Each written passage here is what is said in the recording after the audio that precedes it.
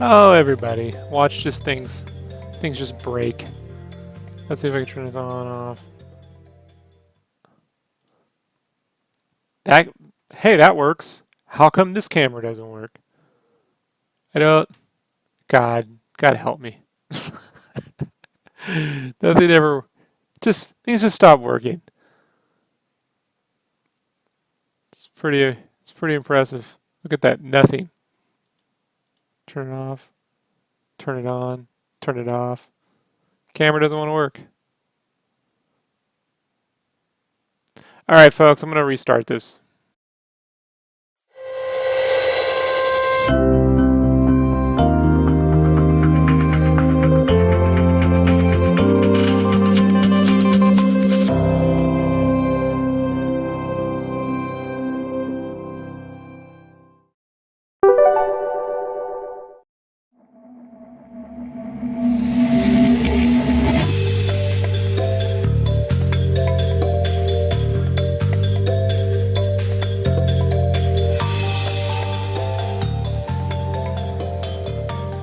Hey, it works. Check that out. Don't ask me, folks. Sometimes things just stop working for whatever reason, you know? So, it's my job to fix all that. Welcome back to SketchCraft Live. This is Rob Duaney. This time here to just do some sketching, actually. I have some commissions to do. And I thought I'd do a little face sketching before I get started because I kind of already know the layouts, but I don't really know how to draw their faces a little bit. So it's a good time to just randomly sketch and get the week going. 1 second. Ash, ask me a question.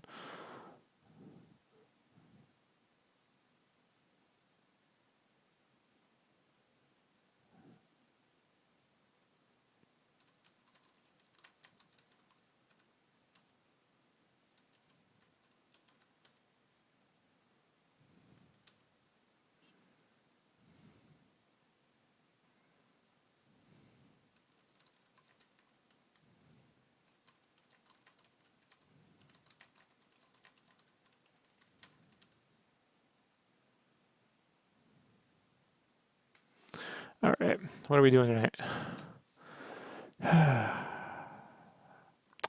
It's always like that, right? You start and then things just go the way they want to go. Alrighty.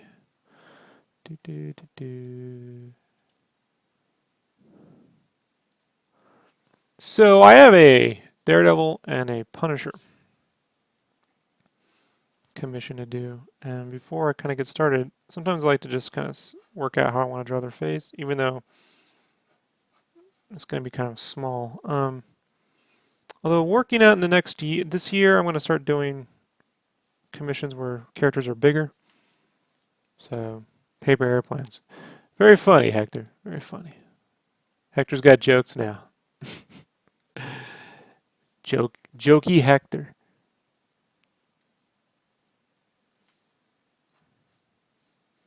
So it's going to kind of work out how I want to draw the Punisher.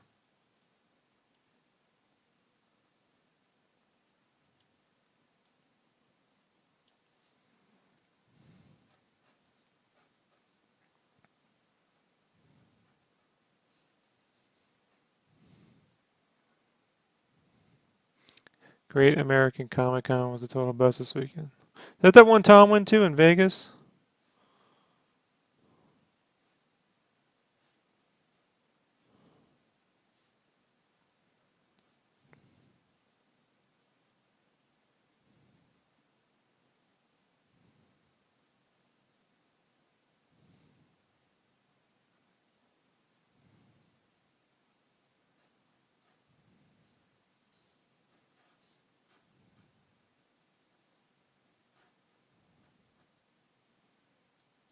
Yeah, I never heard of it either, Kyle, but I saw Tom packing up his bags to go to this thing, and I don't know, man. You know, yet another con that isn't promoted.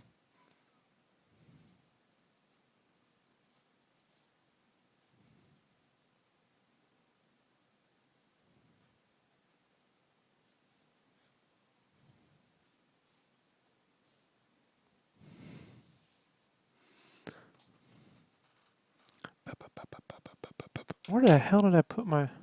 Hardly any people showed the con. All the vendors were pissed. People left hours early. Yeah, well, you know, it's not promote. They don't. These guys don't have any money for promotion, dude. They just put them on, drag celebrities out there, get them to sign up a bunch of shit, and hope people show up. You know.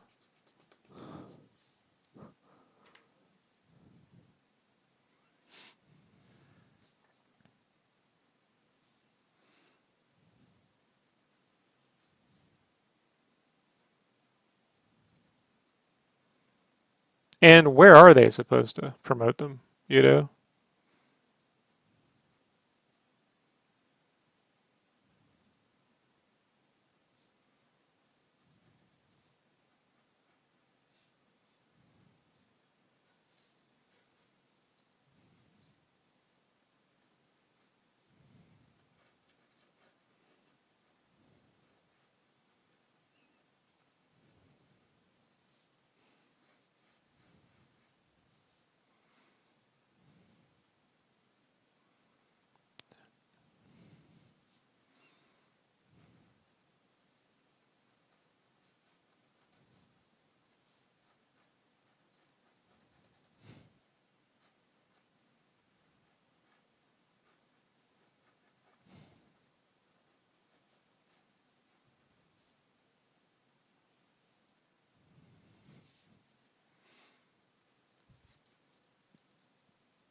Right. When the Renaissance Fair came to town, they had signs at the bus stops, and right because they actually people actually care. You know. They don't advertise. They don't care. I'm telling you, man. That picture of what's going on at Wizard World, where they're suing them. You know. I'm telling you, these guys got to be making a killing off just signed merchandise. Like it's just a big scam to get a bunch of celebrities to come in.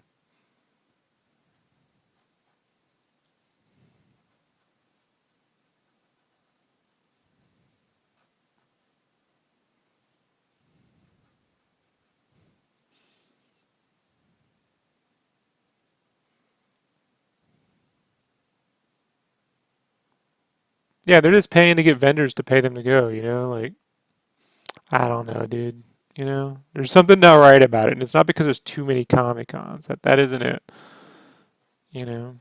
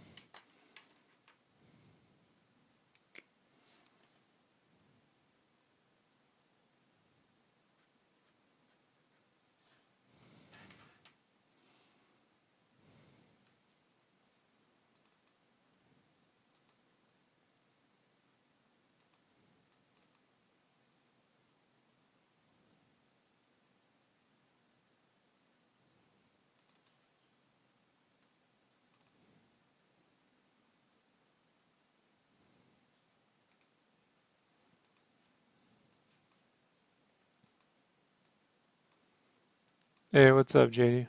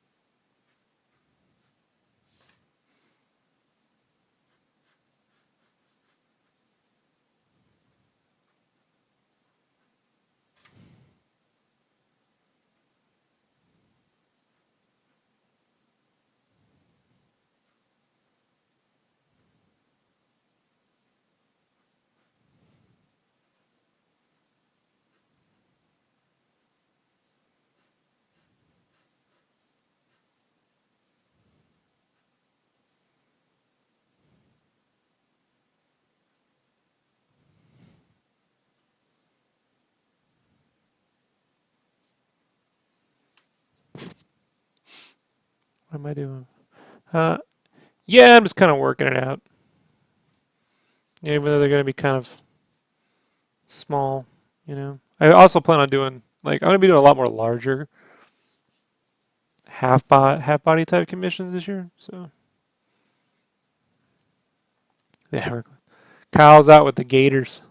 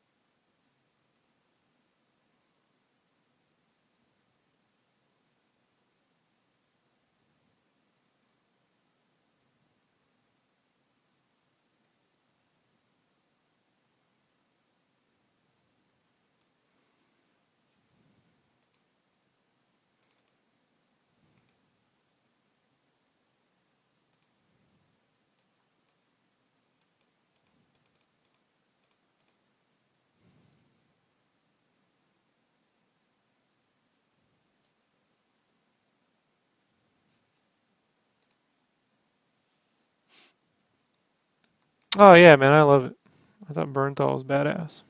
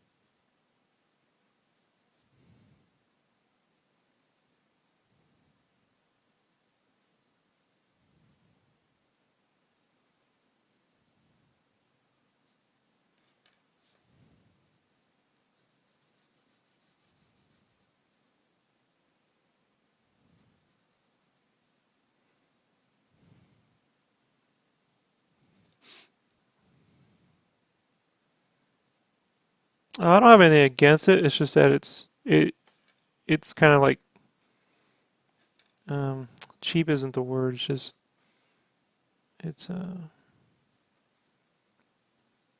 it can breed a lot of shorthand.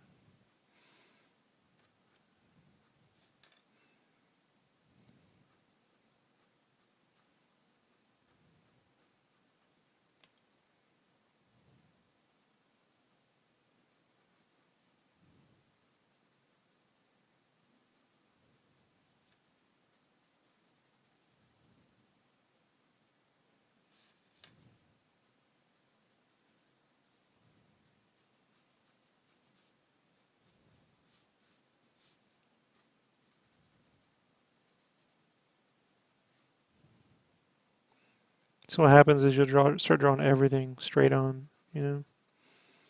So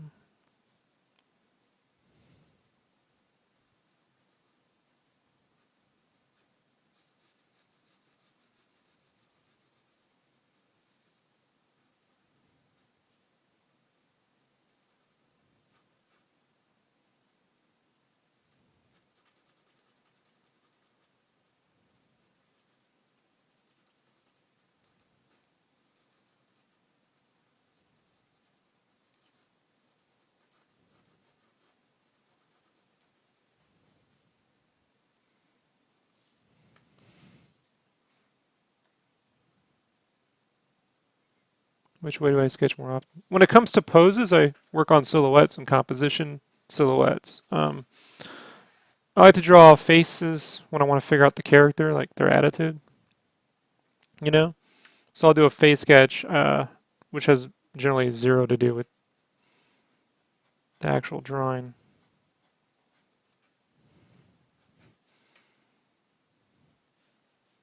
But when I design actual layouts, it's in Silhouette.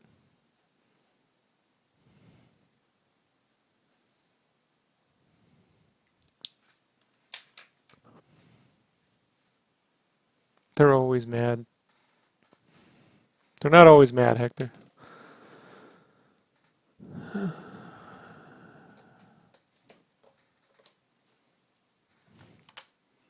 It's the Punisher. If I drew Punisher happy, I'd never hear the fucking end of it.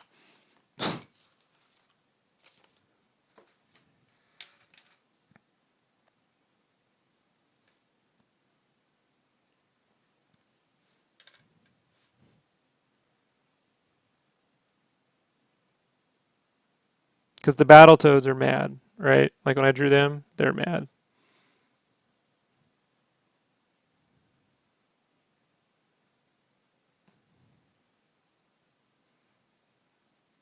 And all the Chrono Trigger characters, they were mad, right?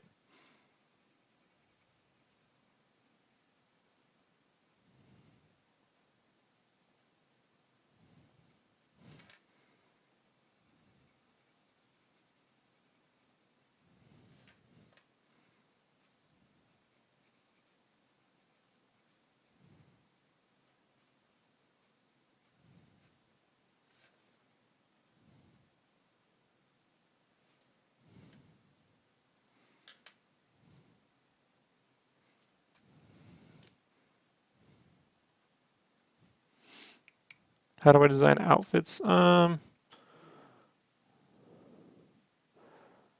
do I design the outfit?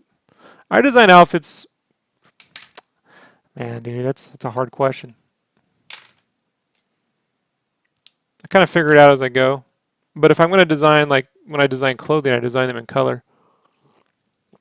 You know, splotches of color. No, they're not. They're all happy. They have a wily look, just like I'd say like Looney Tunes. You could say Bugs Bunny always looks pissed, I guess, if you wanted to. It would not be accurate.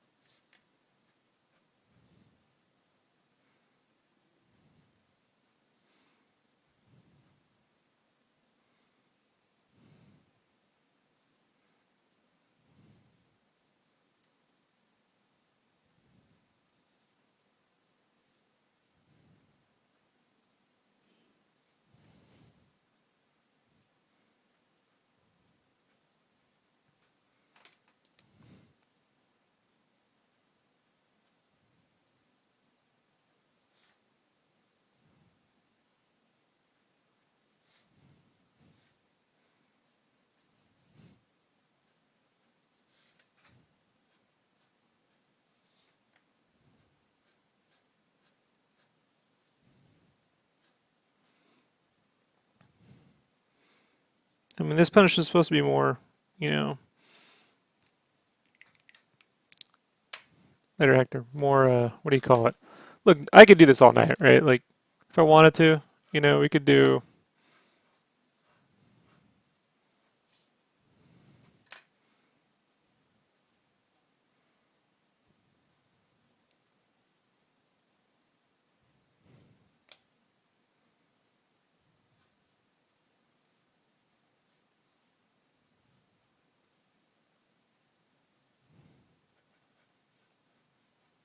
There.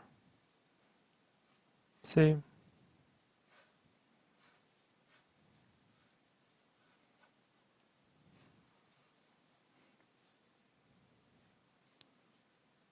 We can do this all night.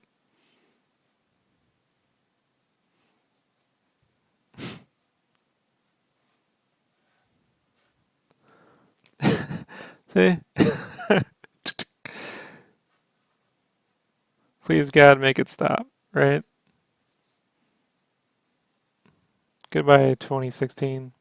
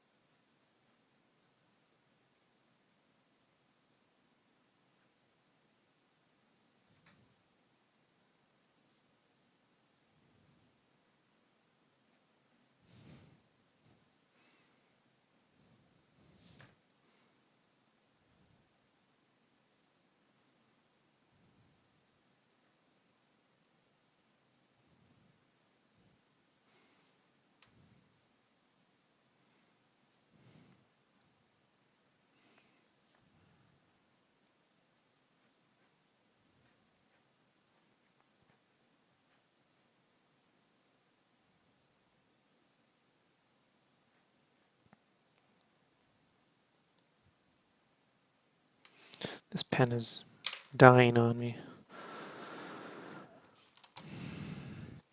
Later.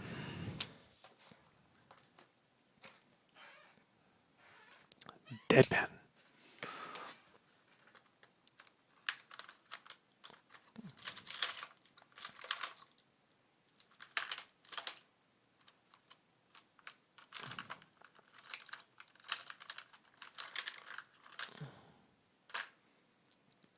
I gotta go grab a backup pen. Give me a second.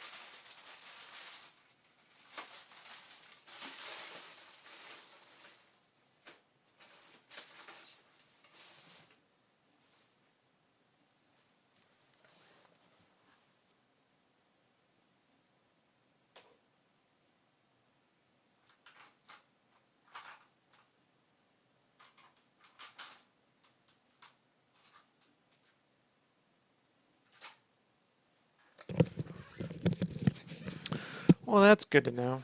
I'm out of .1s in black. I have a red wine though. So I'll use that and order some more. I thought I had more. Not good.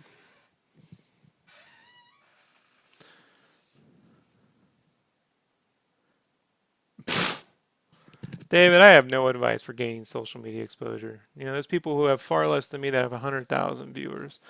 I've had this YouTube channel for like 6 years. I got like 10,000 people, you know, and you know, I know people that have been listening to this cast that started their own that have surpassed me. So I couldn't tell you, dude. You know, other than be consistent,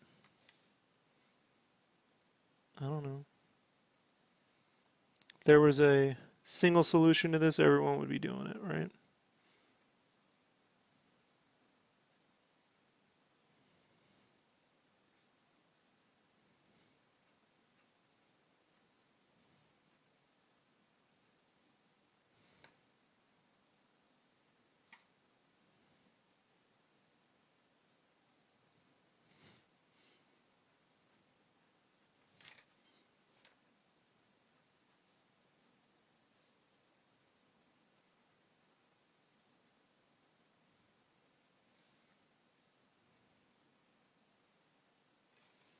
I've done everything. I've been in Imagine Effects, you know, I've been published. Doesn't seem to matter. I've had 6 daily deviations, you know. I post almost daily, you know. I'm constantly doing simple drawings, complicated drawings. I show every step. I have no answer, you know. Been doing the podcast consistently for 4 or 5 years now, you know. Kind of took a year off there, but didn't really seem to matter much.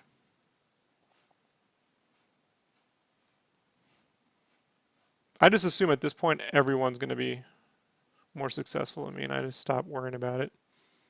You know, I just focus on what my next project is. Try to keep the eye on that prize, you know.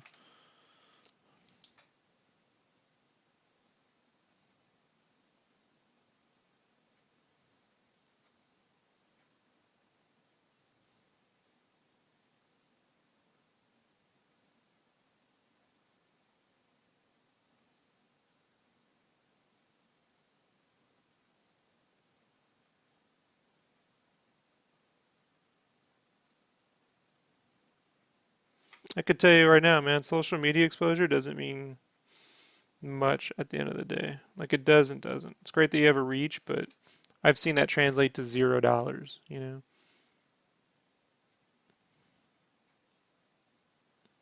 So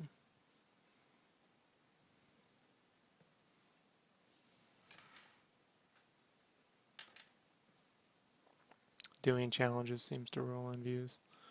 Well, then I guess I'll never get views because I'm not going to sit around doing challenges, you know. I could tell you that much. I don't find any interest in them.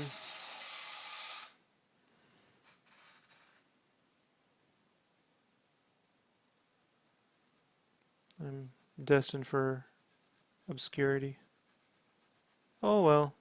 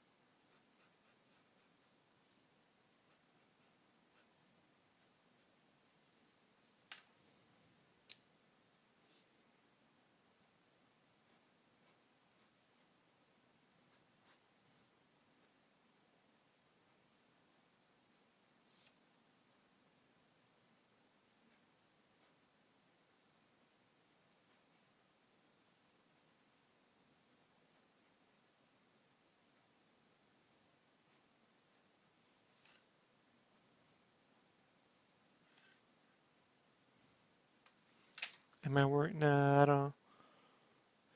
If I'm full-time freelance.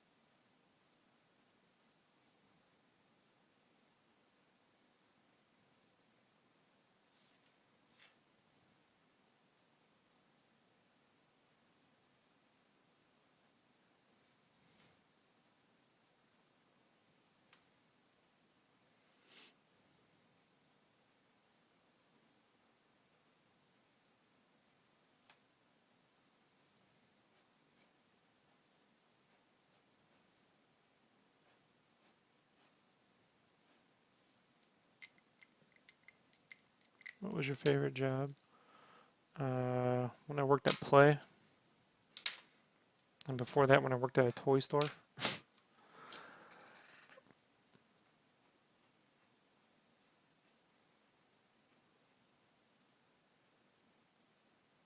Before the recession. Before the dark times.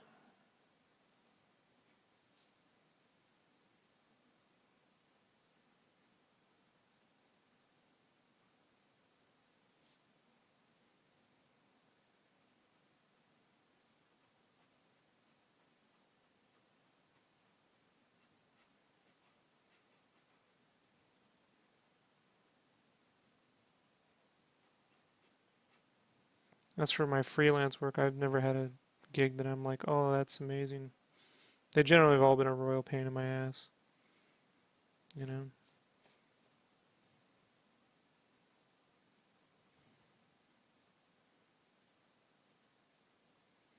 People who just don't pay on time. Want shit done overnight.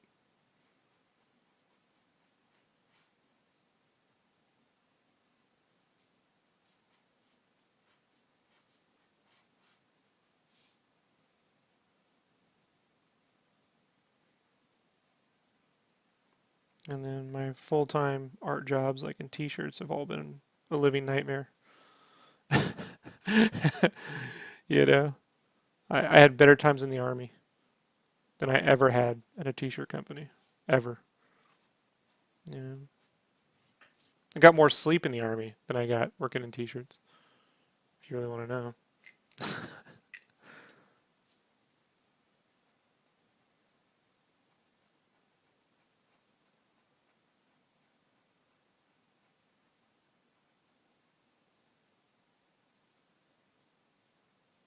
That's why it's like I don't really care for challenges because it's like I've been challenged enough. I don't need to sit around, competing with digital painters, that all draw the same to like render out the latest League of Legends hero. Like I just don't give a shit.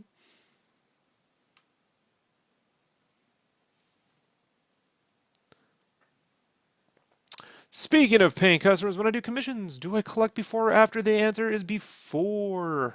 Before. Always before with commissions. That's why I love them. You know?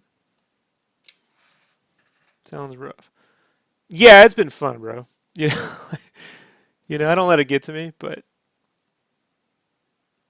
I spent so many years silent about it. Now I'm like, you know. So you all know.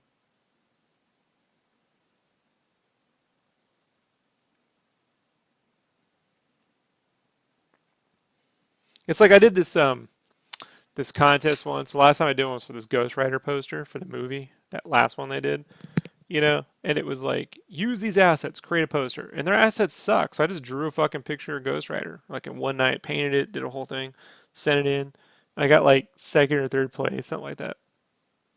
And people were like, that fucking guy didn't use the fucking assets. It looks like a comic book drawing. It doesn't look like a poster.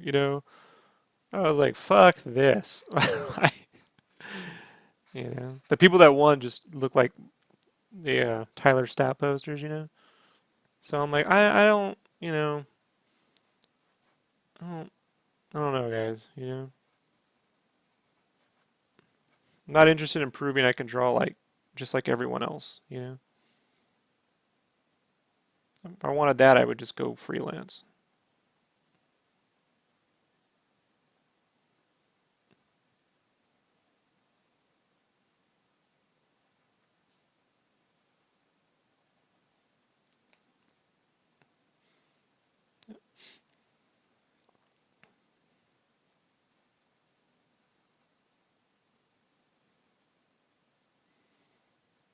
How do I price my commissions? I don't know. How do I price my commissions? Well, when I started, I just did $10 commissions. I just didn't spend a lot of time on them. $10 pencil commissions, not including shipping. And I just didn't spend a ton of time on them.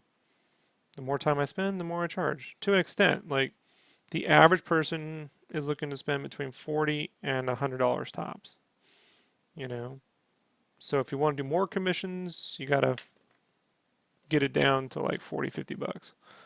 I tend to do full color at 90, which keeps me pretty busy. So I've been fortunate in that aspect. But then again, I also render the shit out of my fucking commissions, so I get a pretty good painting for the amount of money. When I do larger commissions, like 11 by 17, those cost hundreds of dollars, which is still pretty good considering what you get. But there aren't going to be as many of those. I wouldn't do anything below 40 bucks though for myself. I mean, that's just kind of pointless unless I wanted to do a bunch of quick little pencil commissions, So, but I think about 50 bucks, not including shipping, 50 to 100. You can keep pretty busy if your art is decent enough, Any advice on going freelance? Freelance should always be part-time. That's my advice on freelance. Don't go full-time. I kind of didn't have a choice because of some of the bullshit I had to endure.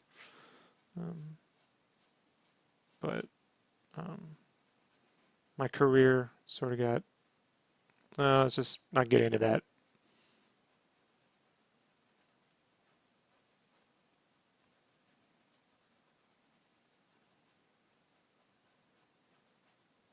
And you're probably going to have to like cold fucking email or call or whatever tons of people if you're really trying to like pester them. Cold email constantly, sending out stuff. They're not just going to come to you,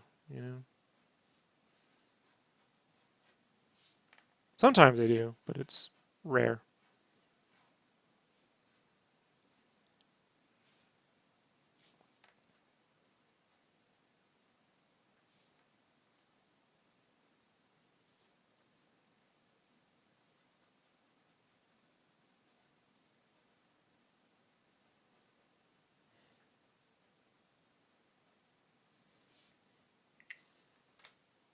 Hey man, I've been working on a comic and I'm kind of in a bad mindset. Do you have any good tips for planning out a comic, such as thumbnails?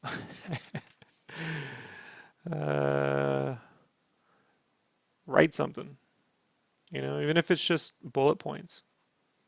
Bullet point the entire story, and then break that story down into your page count, and kind of go, this will be this page, that page, and then don't thumbnail the whole thing. Kind of only thumbnail like a few pages at a time, maybe 4 pages tops, 4 or 5 pages tops, and then get going.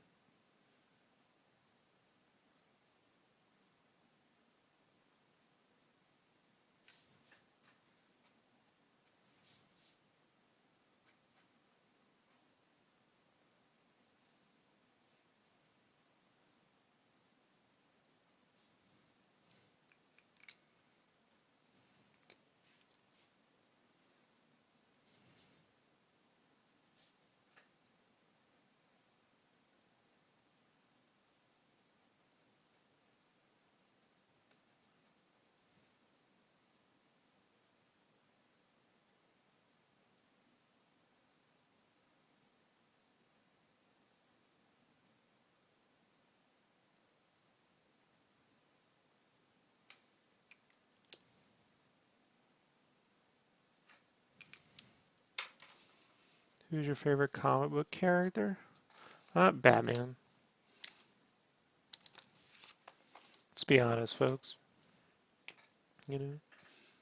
Batman can survive Joel Schumacher. Name what character can do that? Yeah.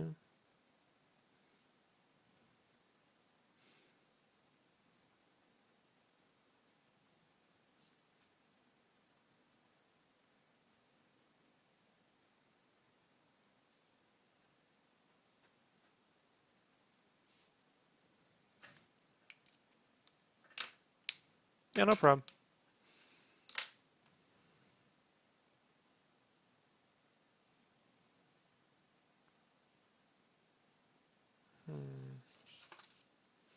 Hector ruined my other side of the page. This fucking nonsense.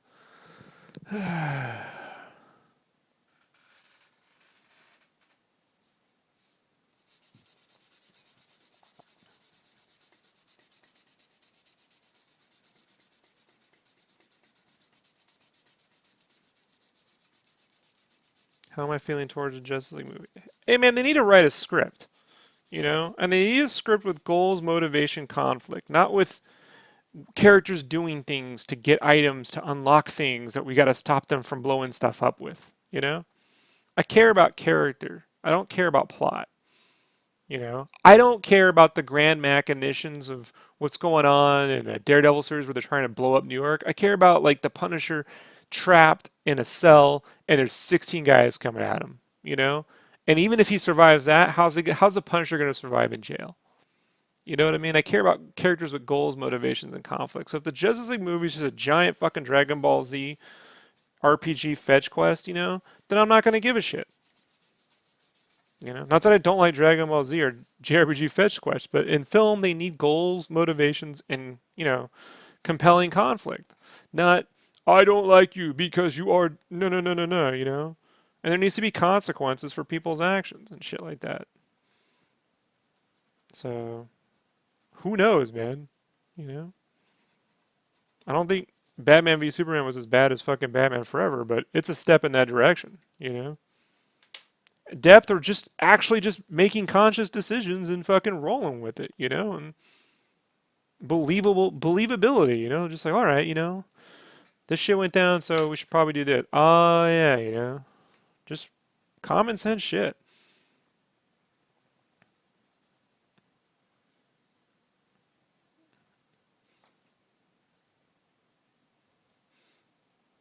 When shit gets into plot, I can't stand it, you know. Like I don't. Here's my thing, right?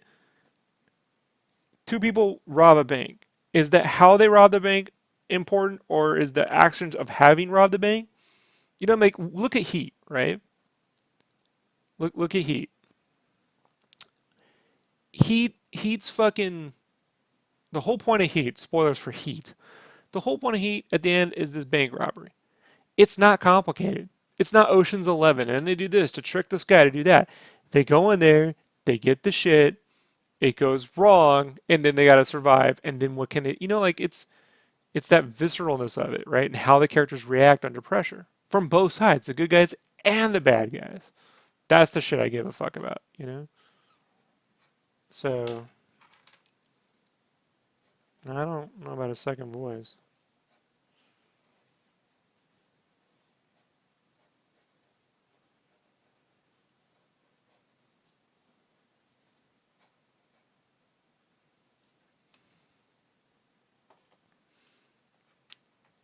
So to me, like,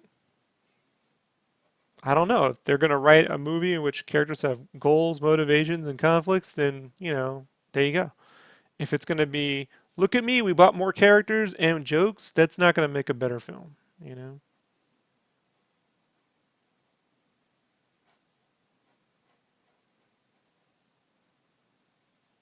Yeah, the journey, you know? Not to say things can't have some depth to the plot or whatever, you know, but in a 2 hour film, there's only so much you can do anyway, you know? It should be fairly simple. This is what drives me nuts. When something is fairly simple, but you get this character journey, then people go, nothing really happened. They just did this one thing and then that thing, you know? And then when they do that one thing and that thing and that thing and that thing and this thing, and then people go, they're not putting any character in the movie.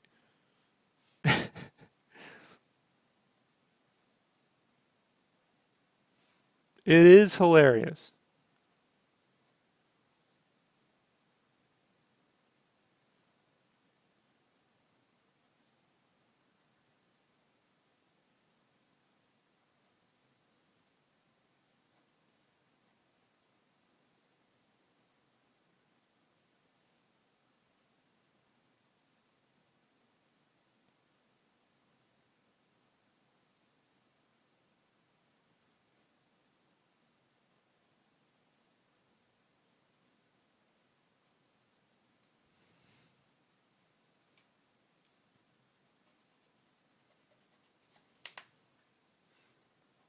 I mean, they have great characters. They have great visuals, great worlds to work with, you know? So it's on them to fuck up, as far as I see.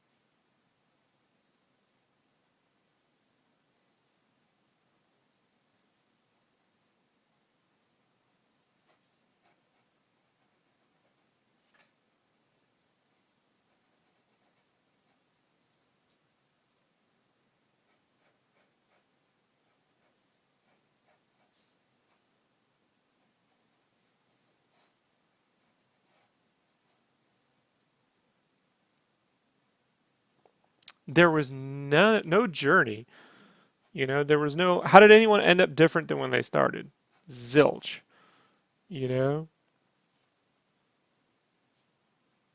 it was just things happening because you know things should happen.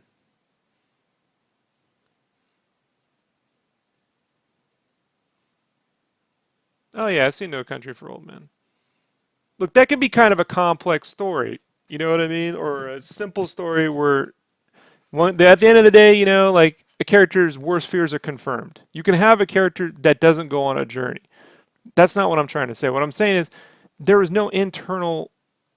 Who was the fucking protagonist in Suicide Squad? Name one.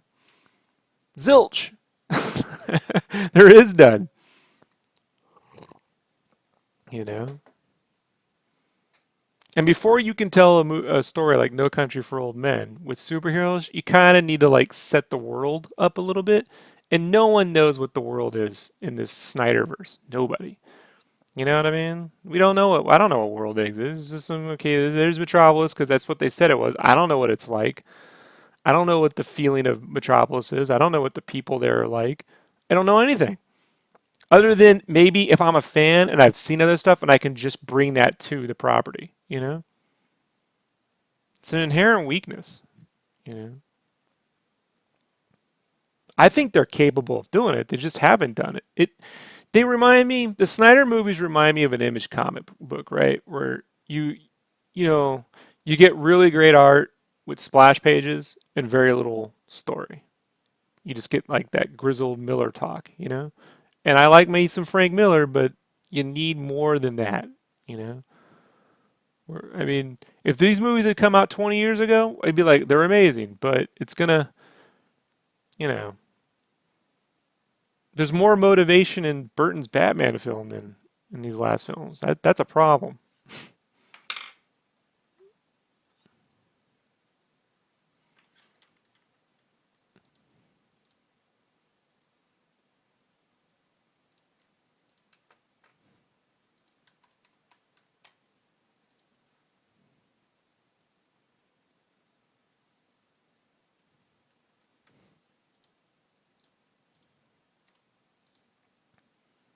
So it's just kind of a shame. It's like wow, anybody could have probably. I guess not everybody. You know what I mean? Movies like The Green Hornet are fucking horrible. So.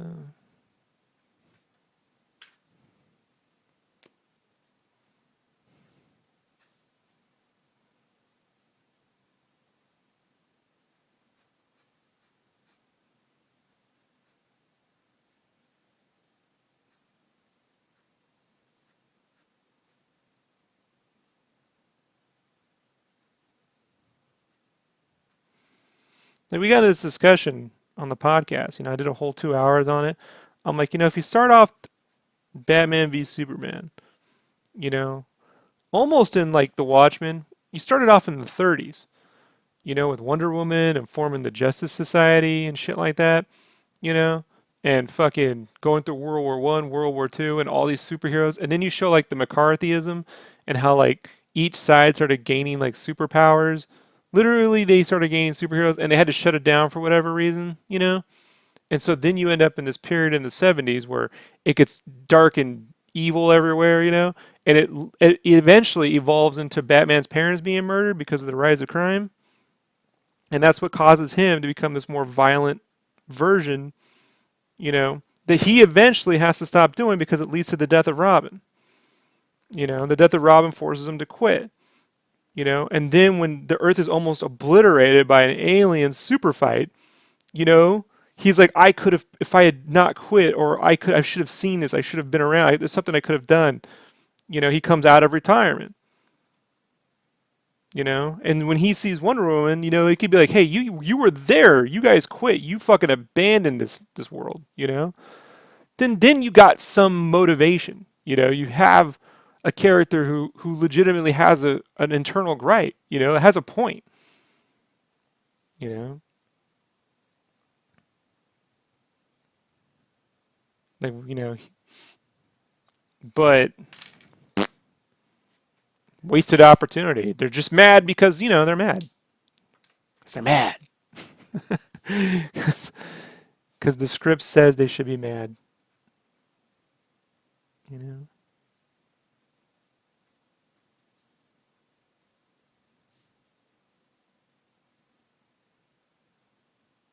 I mean, look, it says right there on the script, mad. So, you know.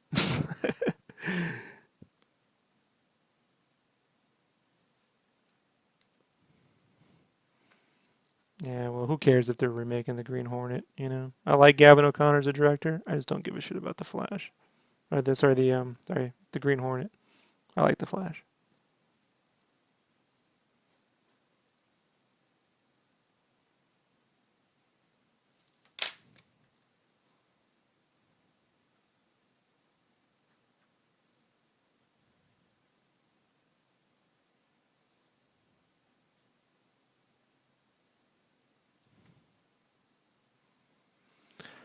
I don't know why he killed people in Burton's movie, 1 and 2, you know?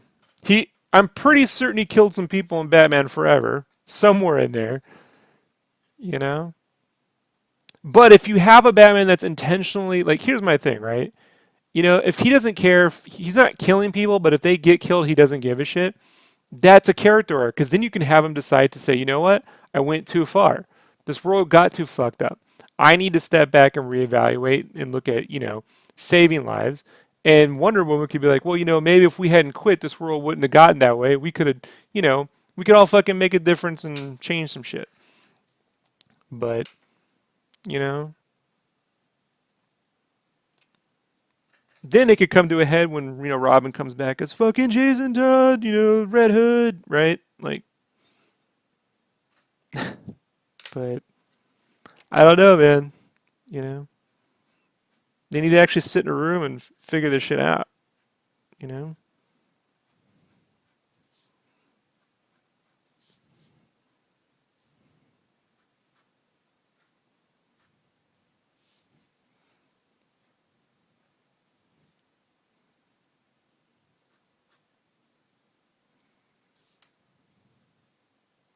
I mean, Batman threw missiles and a 50 cal at the Joker and couldn't even hit him. Think about that. You know, remember that scene? And then Joker pulls out a little gun and shoots the plane in one shot. Remember that one? And then Batman throws that. I mean, he's murdering people left and right all the way up that bell tower, throwing guys off, killing folks. And then Batman Returns, he dropped dynamite down a guy's pants. Like it tossed him into He set that guy on fire in the opening and during a Christmas party, right? Like they're at a Christmas parade, there's presents everywhere, and Batman set a man on fire. So but you know, people I don't know, man. People just the internet just doesn't remember this shit, you know?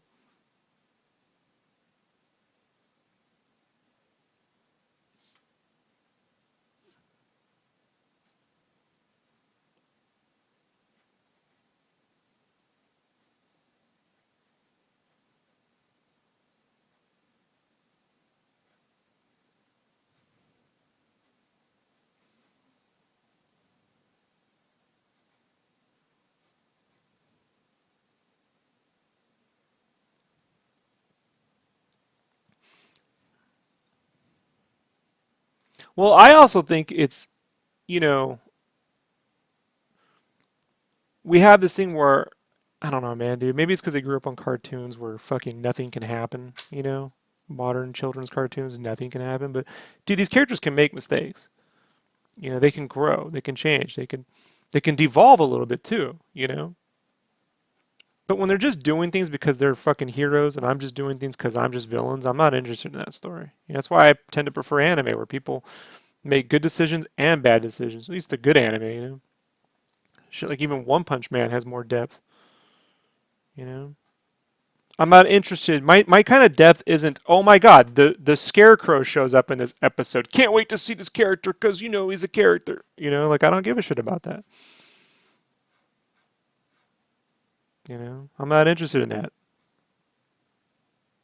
Right, you guess you remember more of the cartoons. So you got to really think about like, you know, it's like all right, guys, all right. Let's just have movies where characters are just doing things because that's what they're supposed to do and no one ever makes mistakes. And then you're going to be bored. You're going to be sitting there bored.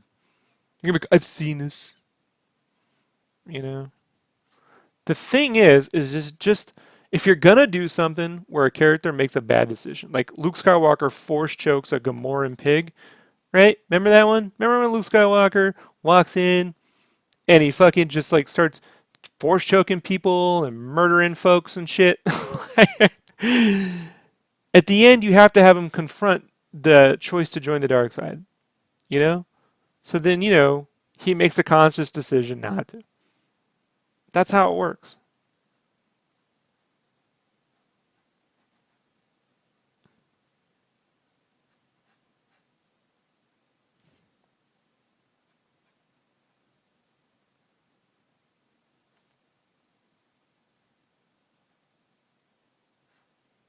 I really need my fucking pens. It's ridiculous. I thought I had another 1.0 or zero point 0.1.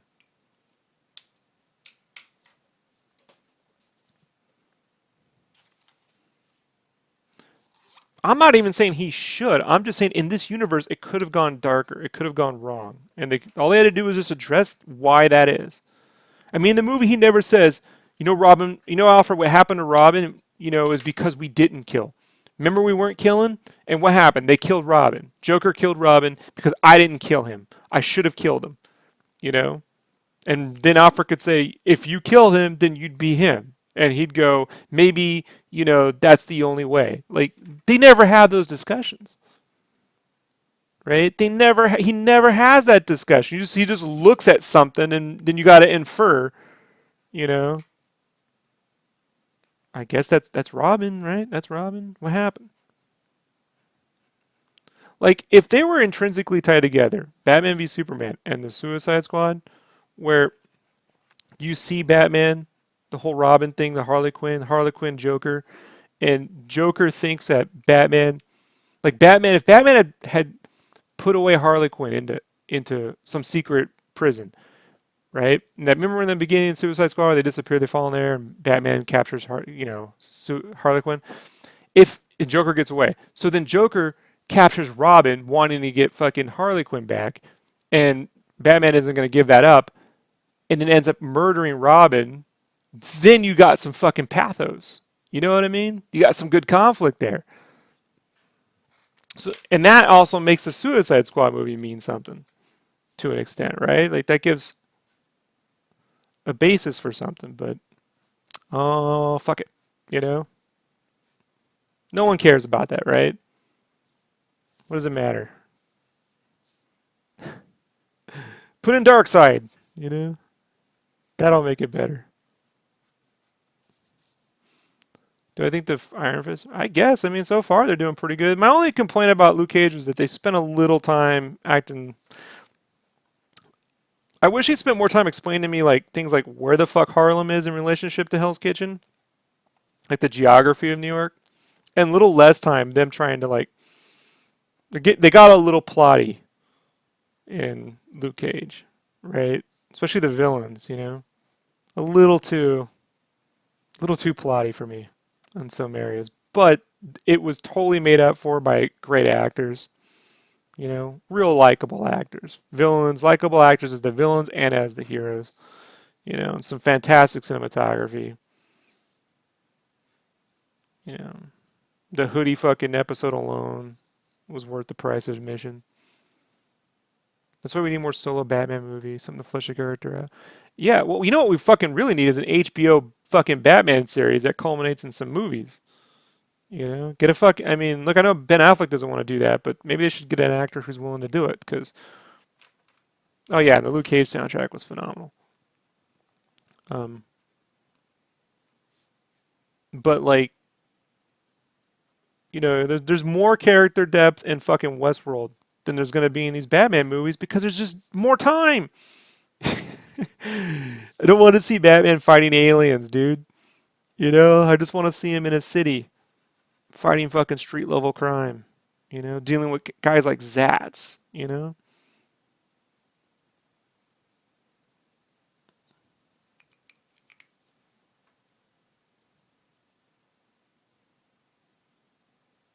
It's a marathon. Batman should have been in like at least 2. I guess, man. You know, I mean,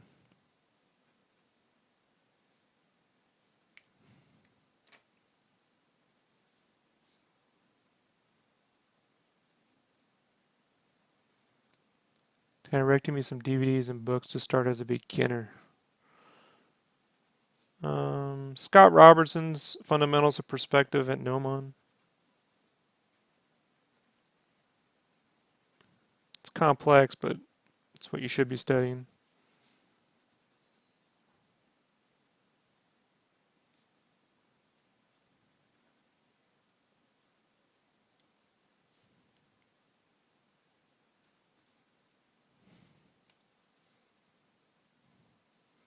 Yeah, so did I.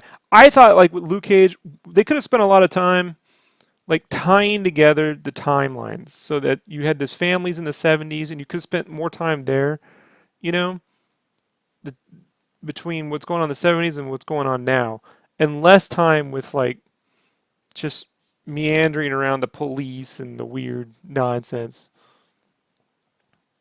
You know, the history of that area and these families that have been there for a long time in crime and in fucking law enforcement, like the history of that area, you know?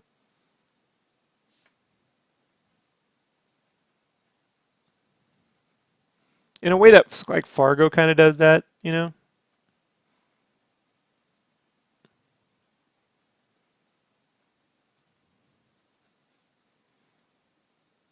I'm more interested in that and less interested in Luke Cage's comic book story background, you know?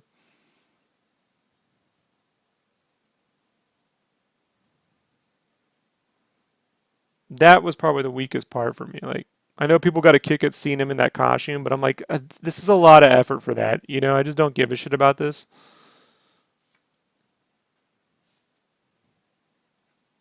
Cottonmouth's a tragic character, you know?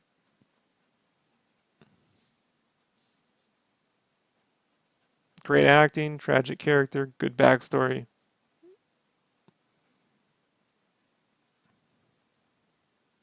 Showing good people turn bad, bad people turn good, and then back to bad. You know, you could just hold off on Luke Cage's backstory for almost ever, as far as I'm concerned. That's that comic book plotty stuff that I'm like, ixnay on a lot of that, you know?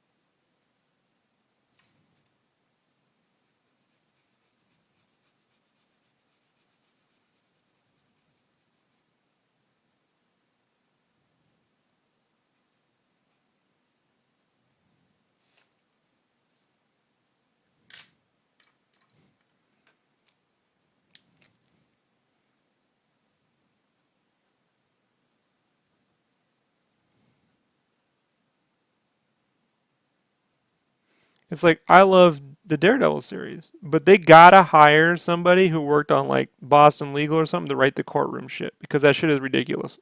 It's ridiculously not good, you know? You know? And like on Luke Cage is like the prison stuff. They probably should have hired the Oz guys for that kind of stuff because that stuff just turned into like meh, you know? And it didn't really advance what we already knew about the characters. Just yeah, we kind of already figured this out, guys. This is pretty, you know.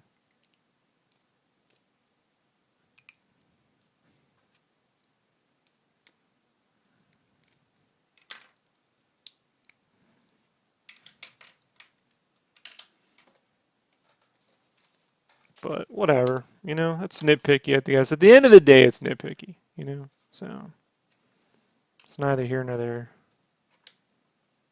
Yeah, I said Oz, man.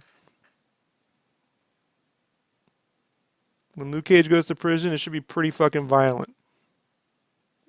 It was like, it wasn't even as fucking scary as when the Punisher went to prison with Kingpin and shit. It was like a poor man's Shawshank Redemption, you know?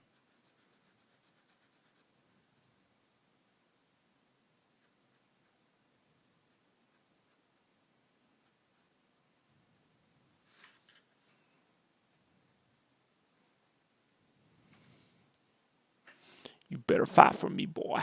You know, it's like, that's it? Oh, and then they experimented on people? Oh, gotcha. All right, you know. Okay, yeah. Didn't figure that one out.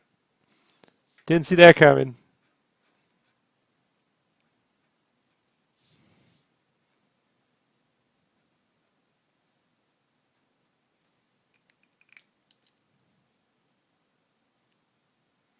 Yeah, Oz was fucking crazy, dude.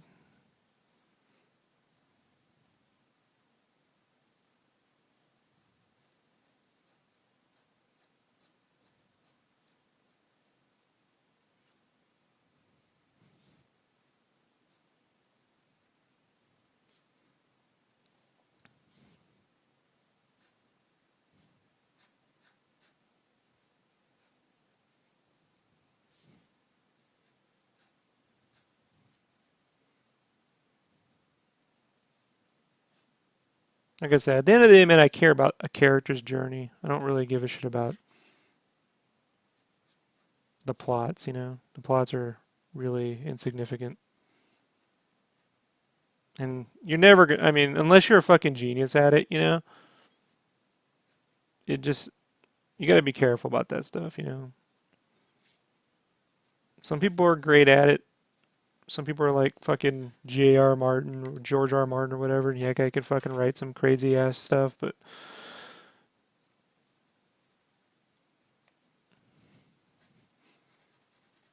it was always like the weakness of Buffy, right? Where it's like the big bad was always like up to some stupid fucking plan that didn't mean anything.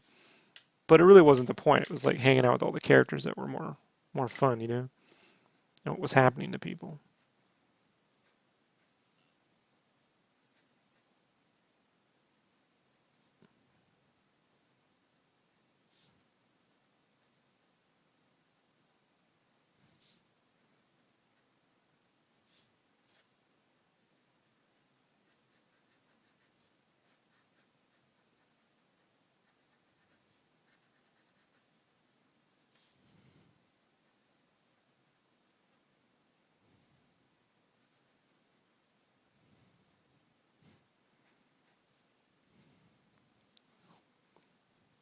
Like Friends. More violence? I don't know about no. I just think it's not the violence. It doesn't need more violence. What it needs is for I think one, you know, there's two stories. There's Luke Cage and his family, which is tied directly to Cottonmouth and his family. And both of them have history. So if you understand the, you know, Copperhead and his relationship to Luke Cage, and how at the very last two episodes of the story they introduced them when they were kids, could have started towards the front end of that series and could have paralleled the growth of Cottonmouth and his sister and their family in the 70s and 80s, right? So they all sort of like collide into, they force them into a collision, you know, as opposed to like one, they spent a lot of time with the cop stuff and Misty Knight, which just goes nowhere, you know, it just drags on. Two, the Luke Cage backstory slash superhero thing and prison thing with characters that come and go and disappear, you know. Uh, and three, like that kind of like posturing where they're like, with what's her face, his sister, and then it's like that one guy was like, "You're destined to fucking shades," like you're destined to be this. I don't know, man. You know,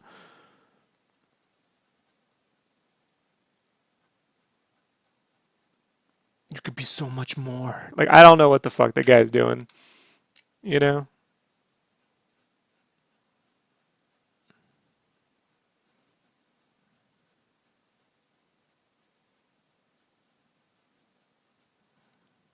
like the way they tied in the Purple Man and Jessica Jones together, and even Luke Cage was pretty genius. So a little bit more like that. Like the way they explained even fucking Luke Cage's wife and what was going on with was like, huh? You know, so you know, I'll take it over Arrow and what they've done to that show, you know, any day of the week, but you know, I'm just warming up some character sketches because I got some commissions to do with Daredevil and Punisher. I already laid them out, so I kind of wanted to sketch them a little bit before I get going on it.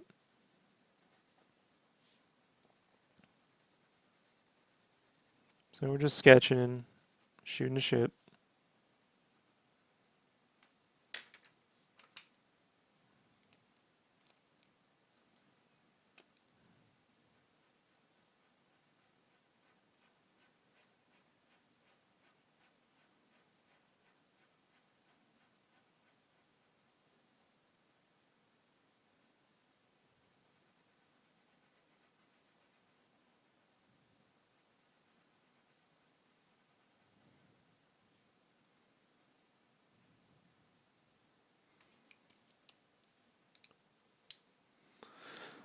Pops was dope.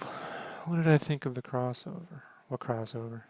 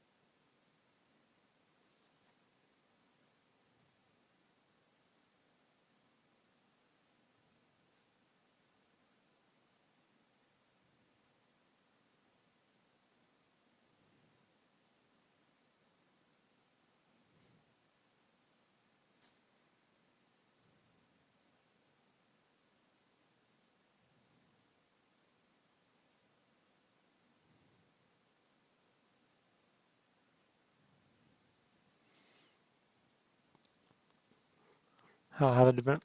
Who knows, man? Who knows? You know, everyone gets the benefit of the doubt. You know, look, these are still fun shows, man. I enjoy watching them. You know, so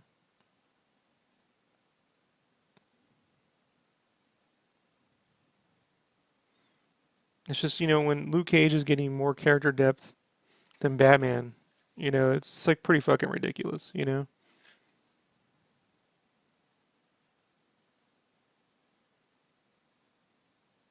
I really don't even care about a Batman movie at this point. I'd rather just have a series on fucking Netflix or HBO. Not the CW.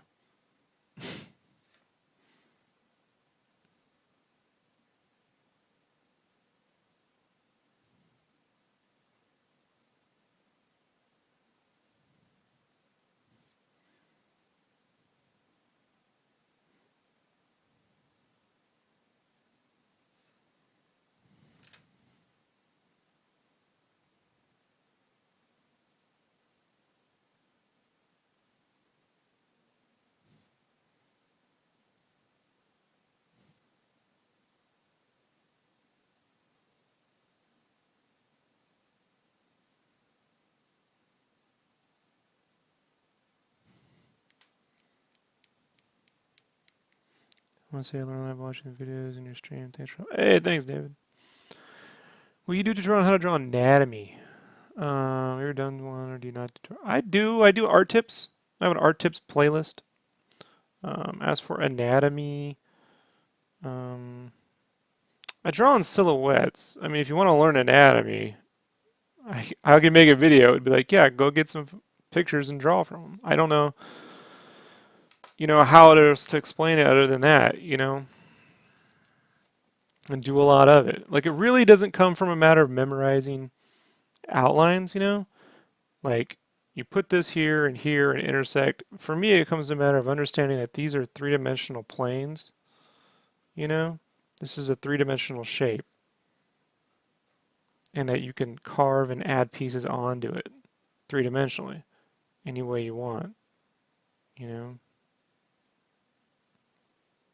And so the more you understand how to think and illustrate three-dimensionally, the more you can then say, okay, look, that's a generic guy head, but if I have, you know, bigger shapes that are also three-dimensional, I can draw maybe a giant fat ogre guy, right?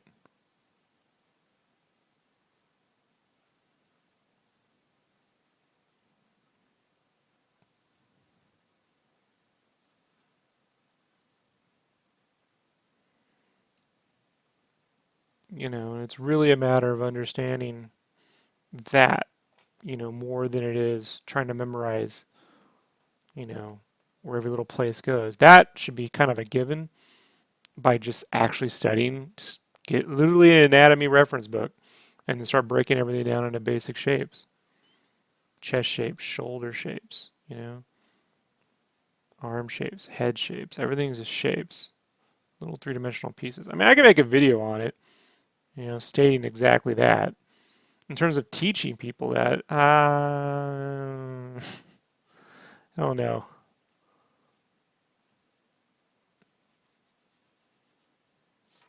There's a lot more people who do it better than me. There's plenty of stuff out there, man. I don't have any special secrets that haven't already been told. You pop open a, you know, any Vilipu, whatever his name is, Vilipu, you know, Guide to Anatomy, Bridgman's, Hogarth. It's all the same.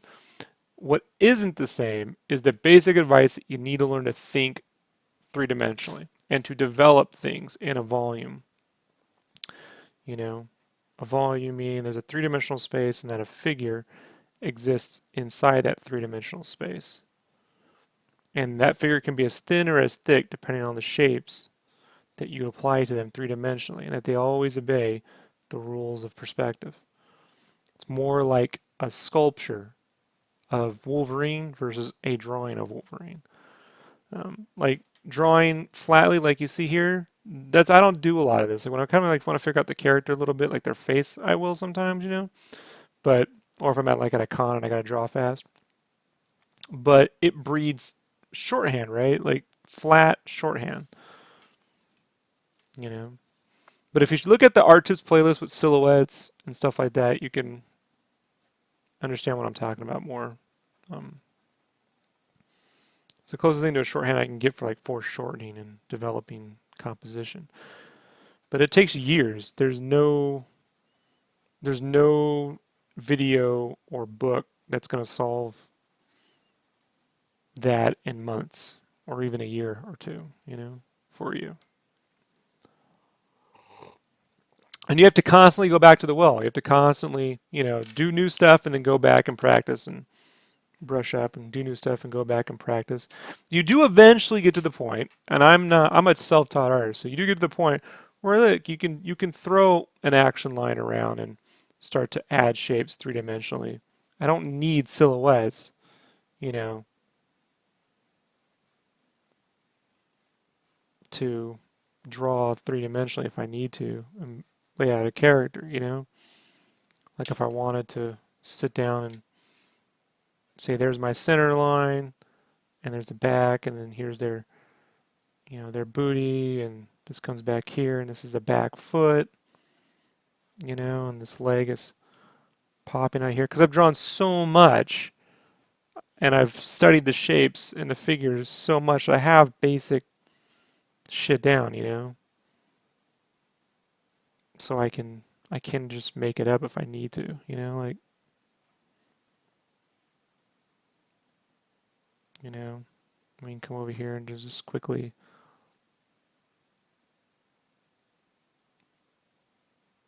fake a hand, you know.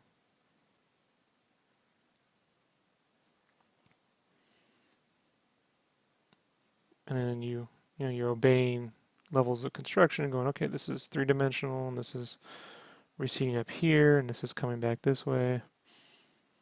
You know, this is in front of me. This is three-dimensional. You know, and constant studying of the figure and breaking it down into shapes. Not breaking it down into pictures of Batman. You know, I think that's the thing too. Like, there's this push for you people, right? You younger folk, to get a lot of exposure on the internet, to get a lot of likes, to put stuff on Instagram and to get like 600, 700,000 likes, you know? And so you're constantly drawing things that aren't really, you know, they look cool. They're not really based on improvement. You know, this sort of thing is boring to a lot of people. It's not boring to hardcore artists, but to the masses, they don't give a shit, you know? Night F.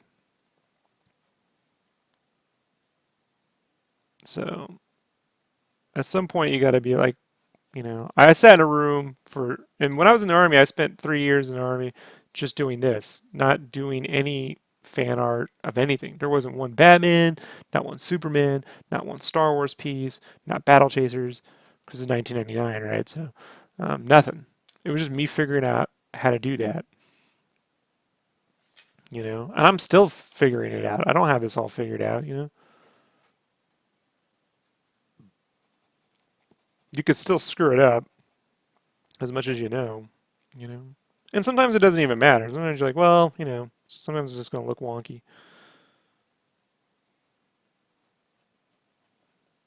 But if you want to know how to like design things, you know, especially character design, it's all about shape play. You know?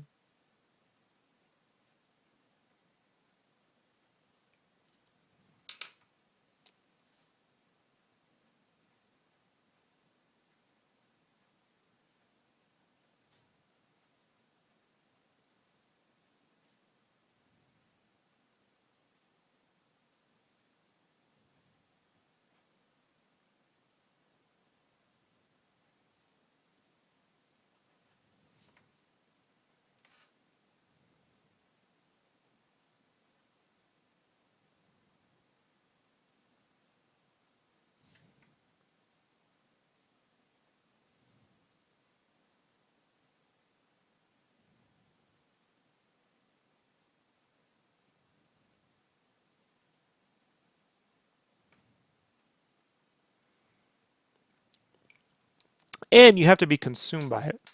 You're not doing it because you're like, Rob told me I need to do this. Like that's always been like my argument with Brandon is he'll do things because I tell him to do them. But he's not actually engaged with that process. He's not actually learning from it. Like this is a whole argument I got into with him a month ago. Like to the point where I was like, look, I'm done with you, you know, like I can't teach you anything if you're not gonna he has to be consumed with this sort of thing. Because the people who are getting paid to do it for a living are, you know? They aren't like magically drawing like a fucking Batman and being like, "Oh, I just worked out that day because, you know, I got lucky." They're consumed, you know, with constant layout, construction, form, depth, composition, design, you know, emotion. Then you get into emotion, telling a story, focal point.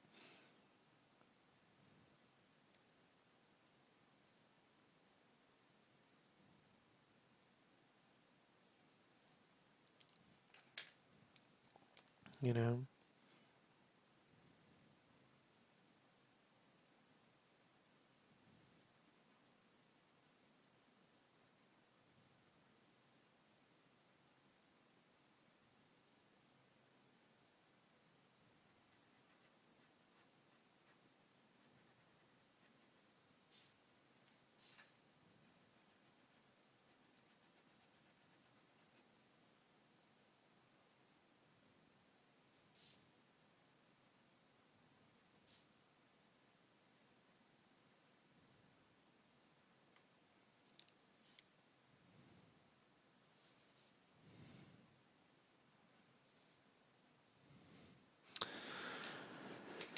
So, you know, whatever.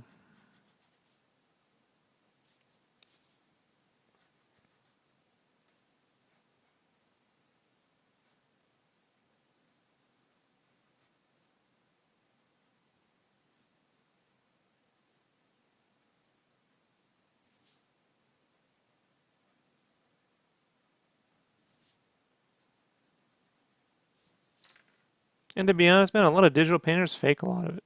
They know they're big shapes, you know, but you know, in a painting, brilliant part about painting is you kind of can like half-ass a bit of it, make it a little scribbly, and it's done. You know. Sad fact of the matter is, if you actually want to draw like super clean and perfect, you can't hide anything. You know. But painting is less about drawing and more about rendering light and form. So that's a whole nother discussion.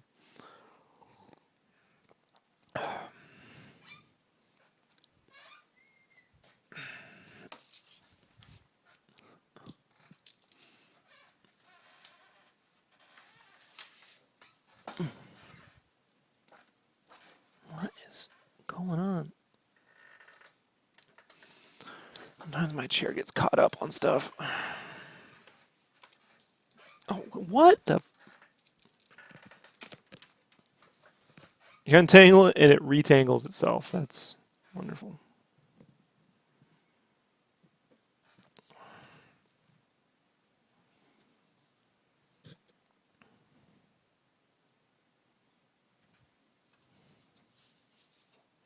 So I'm gonna, we'll spend a little more time goofing around, then I'll get on with life.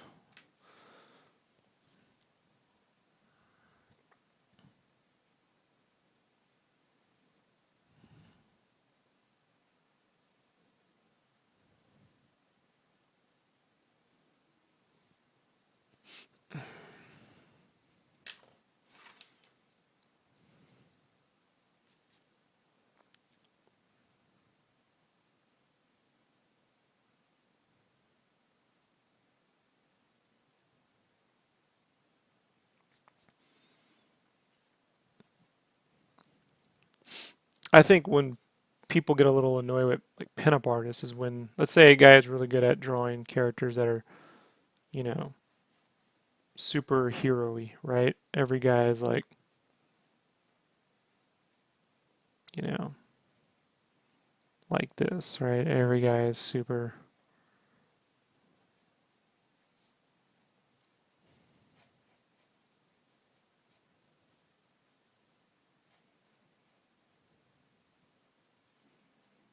And then they apply that to every character. Like the Flash becomes that, right? And then you're like, but the Flash baby shouldn't be so fucking huge. He'd be a little thinner, you know. You can have fun though. It is possible to go fun, you know. Like it's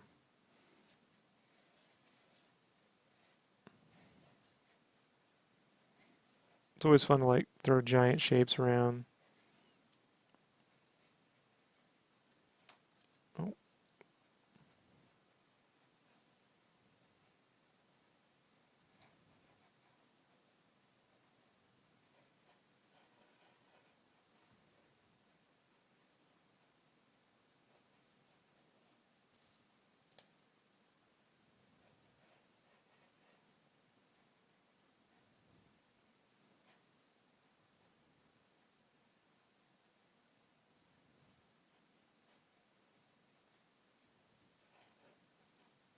and be like, draw a big fucking muscular dude, little characters and shit, right?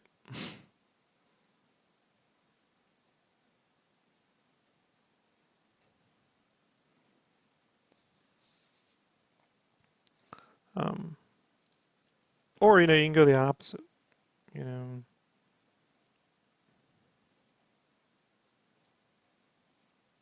draw some chicks, get their booties popping out, give them a little belly.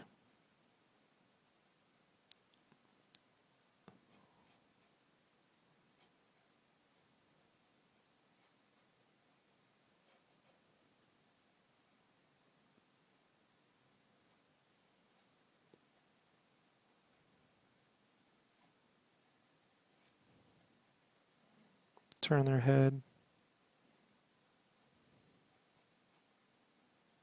Probably come down a little more like that, like knees, you know. And I prefer to like sketch with pens and stuff just because it's easier on my hand. But I'm out of a 1.0. Will this video be up later? Yeah, it'll be up in the morning. I gotta make thumbnails.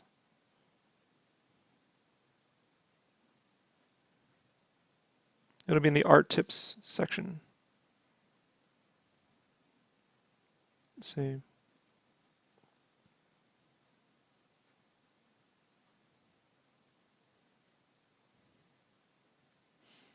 And look, you can give them a little belly, pop it out. And if you know where her hips go, you can ride these little sections down, kind of pop things into perspective, right?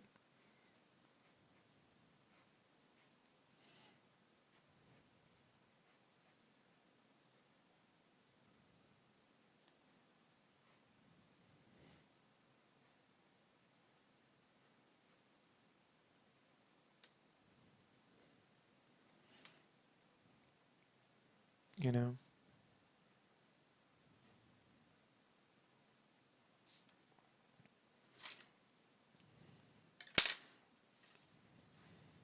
This is where silhouettes help because I don't have to draw so many lines to get there. You see what I mean? Like, so look at all the lines you got to get to just to get a basic figure down, you know? So that's why I developed that sort of thing. Then you can start to break down character styles into like shapes, right? So like off the top of my head, if I was thinking of Mike Mignola, you know, you think about trapezoidal shapes, big chest, you know, probably bowed legs, diamond, you know.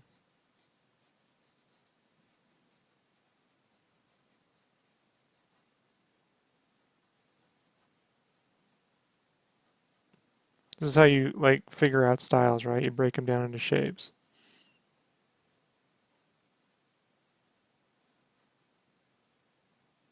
And I'm not looking at a picture. This is off the top of my memory, you know.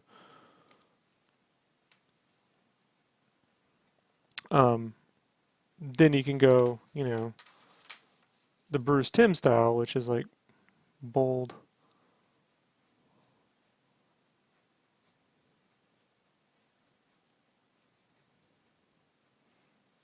Thin legs, right?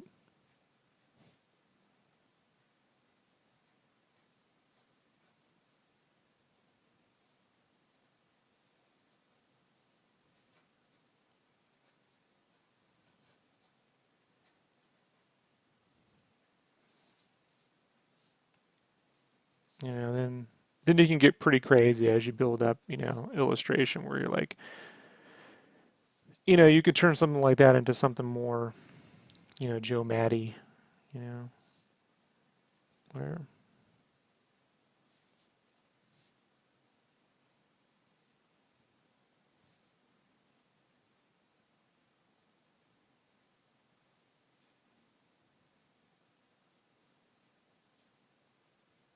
let's take the head and pop it out a little bit more.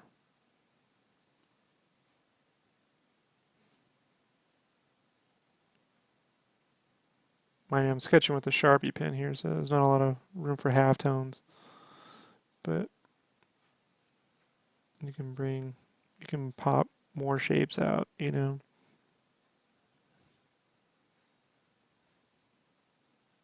More, instead of geometric, just say like comic booky, right? You can like build shapes on shapes,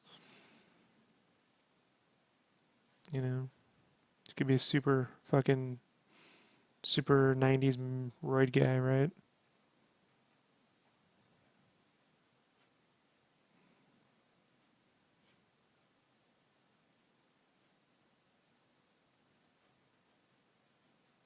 And this really just comes down to like shape play, you know, and understanding where the shapes go and mass, you know. And then yeah, having an understanding of anatomy and muscles and stuff, but it takes only a few years to really kind of like get down where all the anatomy goes. That doesn't change, you know. It's not like every year anatomy's changing and there's new muscles and new body parts everywhere. Once you hunker down for 2 or 3 years, you're gonna have that figured out, you know.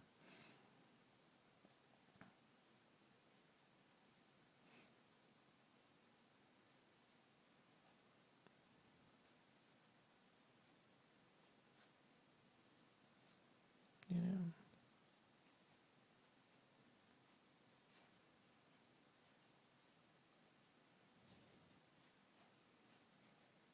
know. This isn't right, but it's a sketch.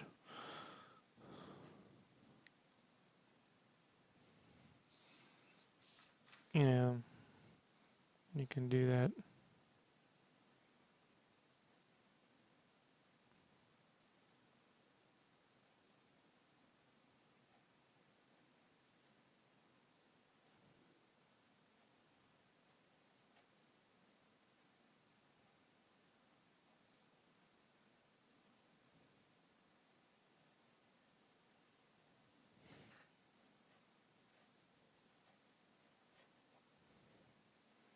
I think Galloway's figures are proportioned. They're not so much diamond-like, but they're stubbier, like Mignola's characters, right?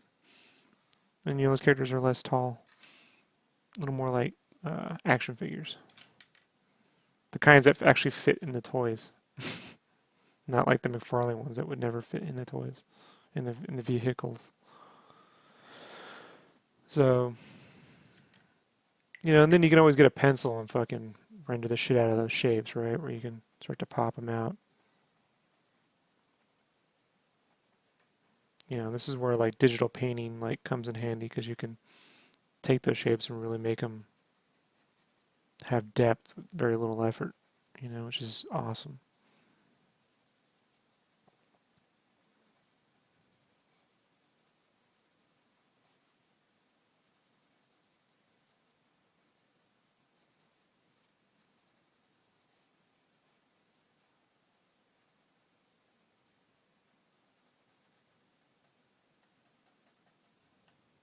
So you kind of get the idea. Another warm-up sketch, but what is a cool-down sketch? Here people say all the time. That just means you're just having some fun at the end of the day and you don't give a shit, you know? Maybe you've been drawing all day and you just need something to kind of like take your mind off, you know, a for fun drawing, you know? It's the same exact thing. It's for fun. Drawing for fun, you know?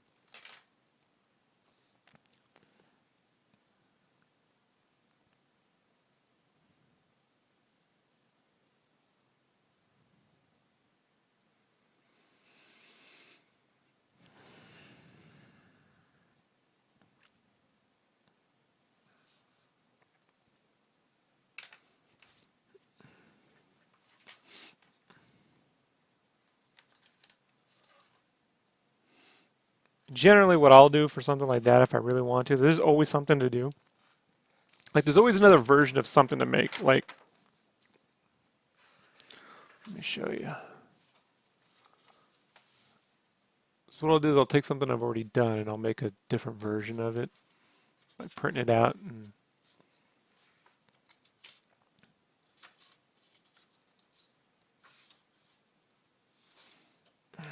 one second. Let me actually find this shit.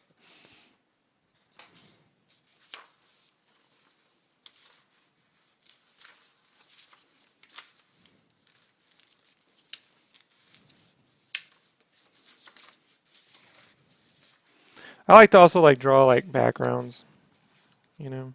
Those are always fun to do because I find that shit fairly easy. So there's not a lot of like difficulty involved in that.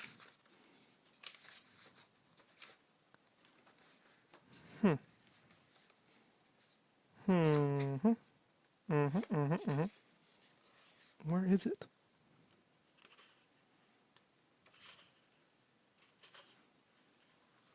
That's interesting.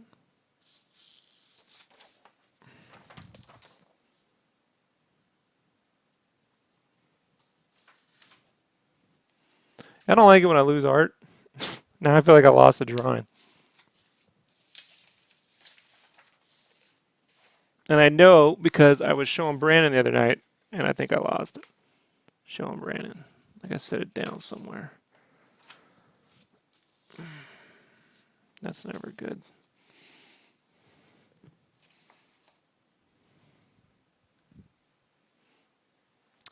It's not good, folks. It's not good losing stuff. Should all be right here. This is where I was putting...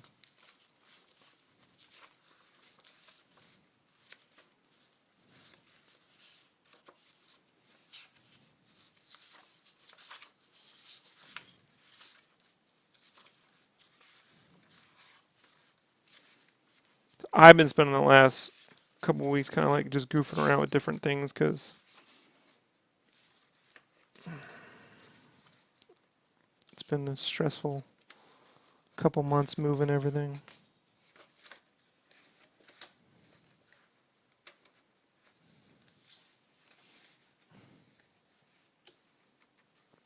Alrighty, maybe I don't. I know for a fucking fact that I drew that larger than that. I know for a fact. And now I can't find it. You know what I'm going to find it? I'm going to find it like, oh, here we go. See? I found it. So, like the Violator. Like I'll take it and do something where I do like a gritty version of the lines, you know? Where it can be looser, which I'm supposed to be doing here on the streams. It's one of the many fucking things I'm supposed to be doing. You know? And so the construction's already figured out. I can just come in here and add all those super gritty, like McFarlane kind of, Stephen Platty kind of style lines.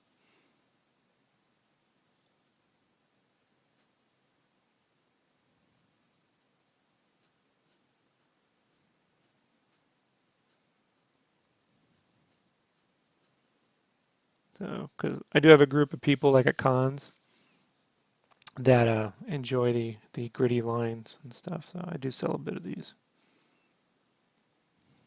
What colors of Copics would I suggest for someone who wants to start using Copics? I color my colors. There's a video I made in the art tips. It's my Copics. It's actually on the front page of the YouTube channel. It should be at least. But just type in Copics and you'll see like I use 64 colors.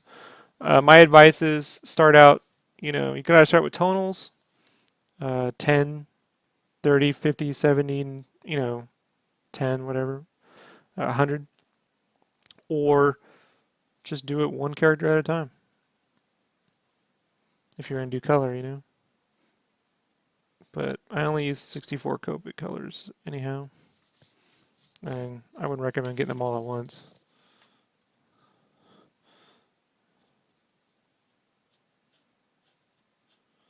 So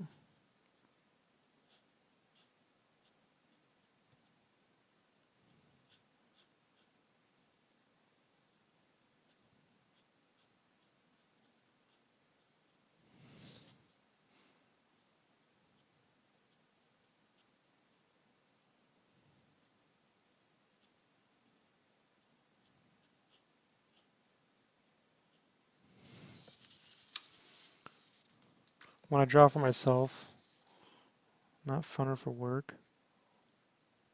What do I draw? I don't really do anything for me at this point. I mean,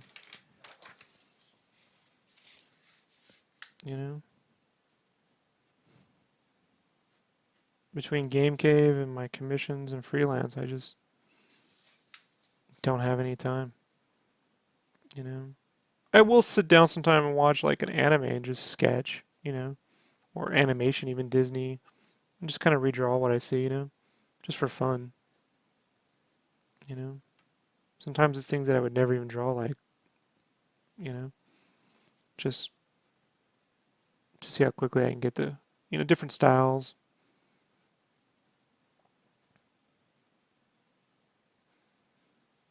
Breaking down different shapes. Do you ever read any Stephen Platt short-lived series? Oh yeah, I remember Soul Saga. Yeah. I like the grittier look of like I think Prophet issue 1, you know, but Soul Saga was pretty cool. Yeah. Had those great like 2-page openers.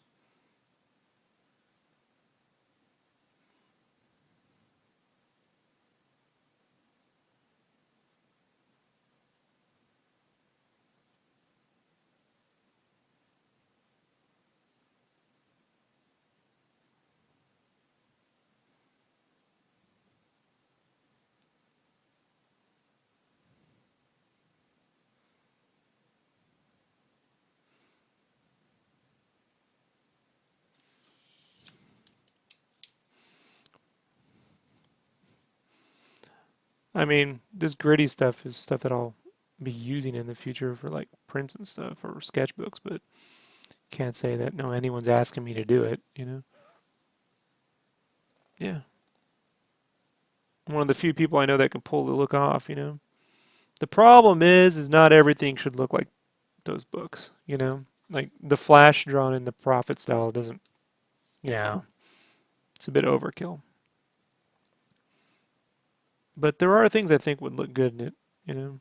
So it's on the list. What I've been doing is constructing all of my stuff separately so that it's constructed so I can do Copics with it. I could do digital if I want to, but then I can print it back out and do the gritty stuff. So certain characters like the Violator make a lot of sense, you know? Um, Even the He-Man one I did, if you've seen that, I don't know if Mike you've seen the He-Man one, but like that was sort of in that style, you know.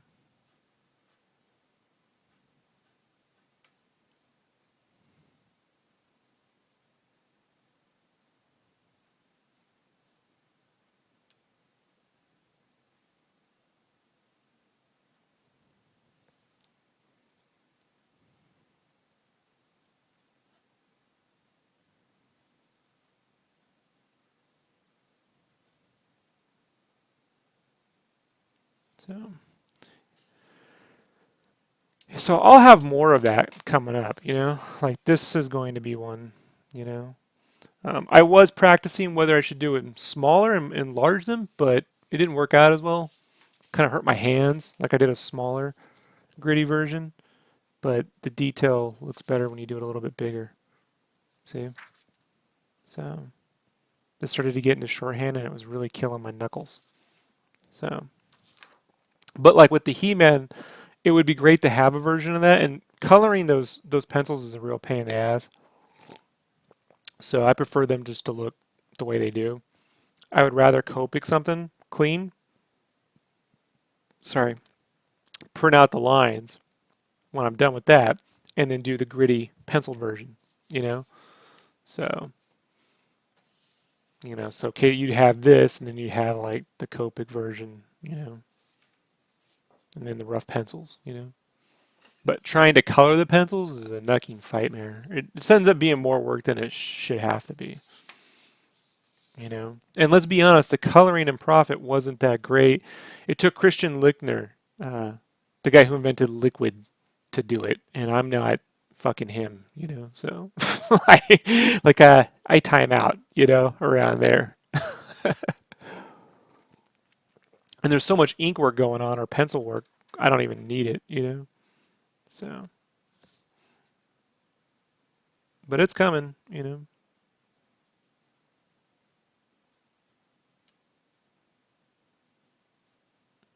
So this will be one of them. But this is supposed to be something I do consistently too, so you know, it's just one of many fucking things I'm supposed to be doing.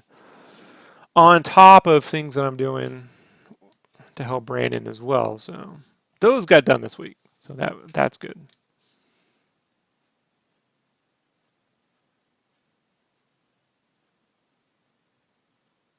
But it's all about construction, folks. The same colors. The It's all about construction. You can put any style you want over a constructed figure, any style. This can be super clean, just draw the outlines, it's animation. It can be super shaded and textured and gritty and be all McFarlane, fucking Stephen Platt like, you know. It can be completely digi-painted, just paint right over the shape and use this as a guide, and it can look like that clean, super fucking, Disney kind of style clean stuff that's all popular, all hipstery, you know. Construction's construction, you know. Oh yeah, kind of. I don't know. That stuff was digi painting like that's a real. It's a lot of effort, and the lines get lost a lot of the time. So I don't know. I don't know. If I'm gonna spend that kind of time, I may as well just do a Copic version, so I have something to sell. You know what I mean? So with my digital coloring, I'm trying to do a little bit less craziness. I don't enjoy doing straight digi-painting, you know, so I'd rather be spending that time doing watercolor saucies or Copics. So I'll tell you what throws me for a loop, folks, and then I'll end this. What throws me for a loop, the things that I don't understand is like, take this drawing, right? Let's say this were in a comic book, like an American comic book. Half this figure would be in black. Now I get that. In black, I mean, they put shadows everywhere.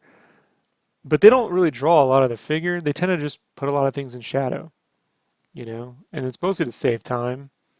But like, that's something that I don't fully understand. Like, my mind doesn't get bathing an entire figure in shadow, you know?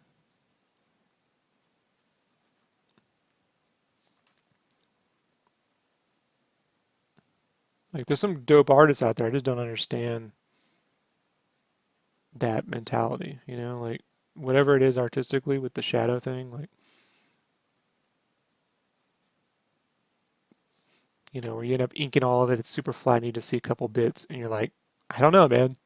Like, it's definitely more graphic. I'm trying to work out, like, I don't really have that part down, you know? And I probably never will. There are limitations. We all have them. You know, we all have limits. So I know with myself, filling that in, like if I just came with a marker and just was like, just fill this all in. Look at that. It's all gone. All the construction gone. You know? It's like, I don't know, man. You know? Then you're like, see this way you can see all those lines connected? Nope. You can't anymore because they're gone now. Oh yeah. There's something to it, you know? I mean, I know Mignola did a good job with it back when he was drawing everything and then inking stuff in, but then it ends up becoming shorthand where you only draw the parts that are going to be seen, you know? And it ends up looking super flat, you know?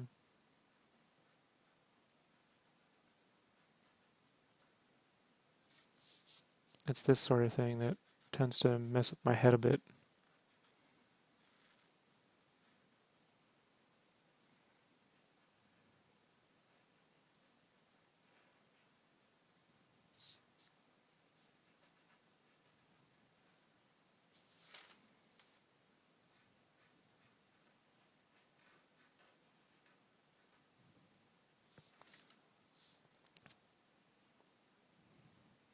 And when you fill this in, right, you gotta like go back and cut that line out.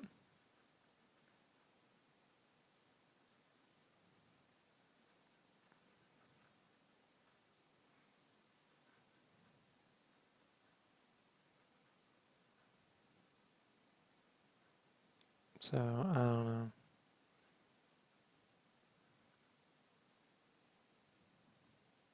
Now it's super graphic, right?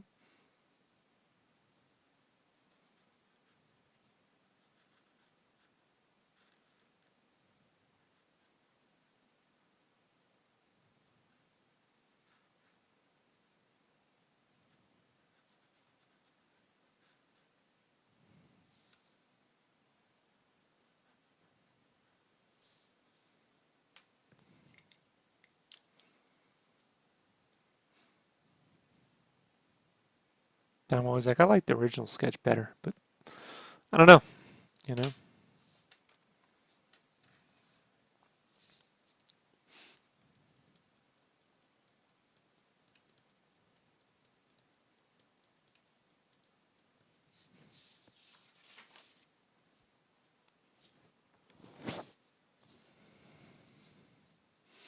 Like I did some stuff for Brandon for him. I laid some stuff out for him to sketch because I got some more cartoonier stuff I got him working on that I don't have time to do. So I'm doing a lot of layouts and then he can go and clean them up.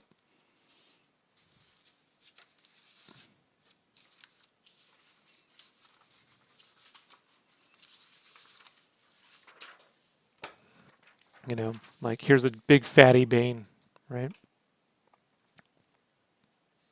And then here would be my Bane. you know. So he's going to be doing some more crazier, cartoonier stuff. Like I laid out a bunch of cartoony Wonder Woman for him and a cartoony Doomsday and a cartoony Superman, you know. So that gives me a chance to like do some things I wouldn't normally do, and then let Brandon kind of like learn from him, you know, while I go off and do other stuff. Because like when I have those gritty pencils, you know, down like on a table, and then people see that super cartoony shit, like that person who likes the gritty thing, don't go to the cartoony. They'll go to this, you know, but they won't go to a super cartoony vein. They'll go to something more like this one. It's kind of hard to see, but you can kind of see the construction, you know, a little bit more serious. But the little bit more super goofy stuff, I'll get Brandon to do.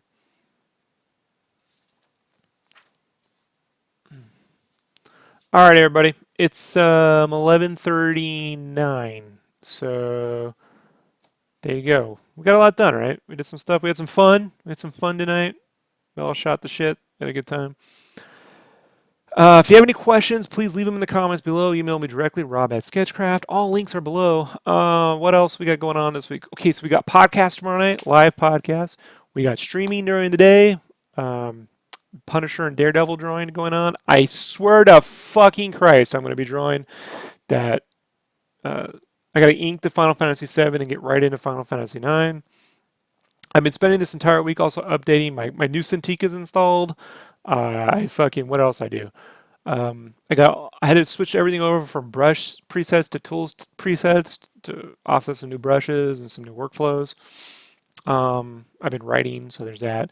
What else we got this week? And then I got the Violator has to be Copic and the One Punch has to be Copic. So I got those to do as well.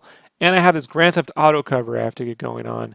So many things to do. So much stuff happening this week. Trust me, it's all going to happen here. See you tomorrow, 1 p.m. Mountain Daylight Time. I will be on working. Talk to you all soon. Peace.